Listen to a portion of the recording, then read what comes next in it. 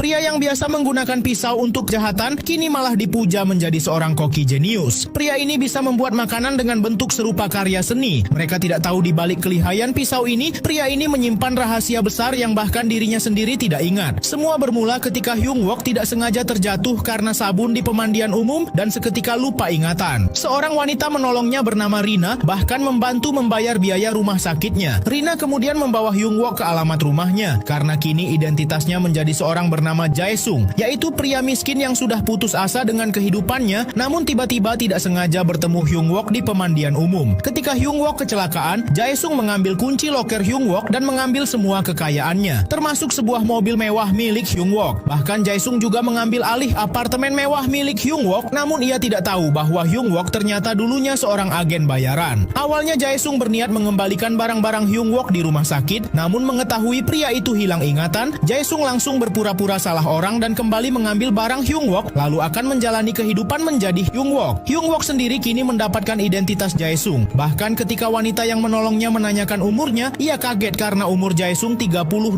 tahun. Hyung Wook pulang ke rumah Jae-sung, di mana di sana ia melihat keadaan rumah yang kacau balau. Hyung Wook yang melihat seisi rumah paham sepertinya ia sebelum lupa ingatan sedang mencoba mengakhiri hidupnya. Sedangkan Jae-sung sendiri heran melihat rumah Hyung Wook yang banyak baju-baju polisi. Lalu ketika Jae-sung menyalakan TV, ia kaget malah melihat rekaman CCTV seorang wanita cantik yang sedang melakukan yoga. Esoknya Jae-sung kembali melihat kegiatan wanita cantik itu, di mana ia sedang mencoba menyakiti dirinya sendiri berkali-kali dengan berbagai senjata. Sedangkan Hyung Wook sibuk mencoba menanyakan soal dirinya kepada tetangga, namun tidak ada yang mau membuka pintu. Sampai Hyung Wook bertemu seorang preman di apartemen ini. Karena Hyung Wook banyak bertanya, preman itu mencoba meninjunya dan Hyung Wook seketika berbalik menyerangnya dengan sigap, seakan-akan dirinya terbiasa melakukan hal itu. Wanita yang kemarin menolong Hyung Wook memutuskan membawa Hyung Wook ke rumahnya untuk meminta ibunya mengajak Hyung Wook memasak dan membantu toko. Awalnya ibu Rina menolak, tapi setelah bujuk rayu Rina, akhirnya Hyung Wook diterima. Hari itu Jae-sung tidak sengaja menemukan setumpuk uang di rumah Hyung Wook. Ia kemudian memesan banyak makanan dengan uang itu. Jae-sung kemudian tidak sengaja menemukan pintu rahasia yang berisi barang-barang aneh dan banyak identitas palsu di sana. Jae-sung juga menemukan mading yang menampilkan identitas wanita di CCTV